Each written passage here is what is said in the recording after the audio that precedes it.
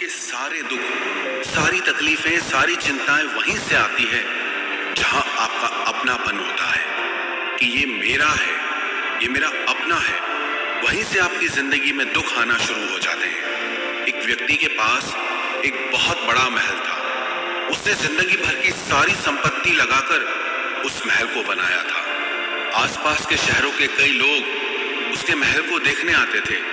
कई बड़े बड़े सेठ उसके महल को खरीदने की कोशिश करते थे, पर वो महल उसका अहंकार था, उसकी जीने की वजह था। उसका उस महल में बहुत मोह था।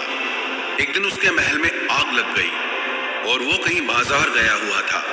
जब वो घर लौट कर आया तो उसने देखा कि मेरा महल आग में जल रहा है। अपने घर को आग में जलता हुआ देखकर उसे इतना दुख हुआ। उसने कहा, अगर ये महल नहीं रहेगा तो मैं भी जिंदा नहीं रहूंगा। अगर मेरा महल ही जल रहा है तो मैं जी के क्या करूंगा। वो भी उसी आग में छलांग लगाने की कोशिश करने लगा तो किसी ने उसे रोक लिया कि भाई, ये जो तुम्हारा महल है, इस महल का सौदा कल तुम्हारे बेटे ने किसी के साथ कर लिया है। जब उसे पता चला कि ये महल अब मेरा नहीं रहा, किसी और का हो चुका है, तो उसकी सारी चिंता खत्म हो गई। जैसे और लोग उस जलते हुए महल को देखकर तमाशा देख रहे थे, वैसे ये भी खड़ा हो गया। इतनी ही देर में उसका बेटा आया। वो अपने बेटे को देखकर बहुत प्रसन्न हुआ।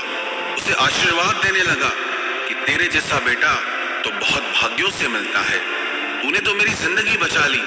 आज इस घर में आग लगी है और तूने कल ही इसका सौदा कर दिया। वो अपने पिताजी से कहने लगा कि पिताजी, मैं इस महल के सौदे के लिए बात तो करने गया था, पर सौदा अभी पक्का हुआ नहीं है। जब उसके पिता ने यह सुना कि अभी इस महल का सौदा हुआ नहीं है तो वो फिर फूट फूट के रोने लगा, फिर अपनी छाती पीटने लगा।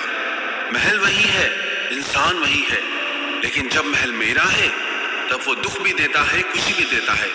लेकिन जब वो मेरा नहीं है, उससे मेरा कोई रिश्ता नहीं है, तो सारे दुख ही खत्म हो जाते हैं। ऐसे ही जिंदगी में जब किसी जगह को, किसी इंसान को, किसी रिश्ते को, किसी काम को हम अपना मान लेते हैं, मेरा मान लेते हैं, तो वहीं से ही सारे दुखों की शुरुआत होती है, वहीं से हर तकलीफ की शुरुआत होती है।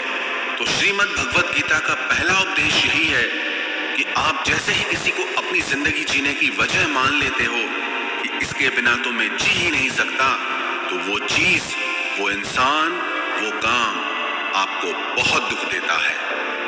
गीता का दूसरा उपदेश ये है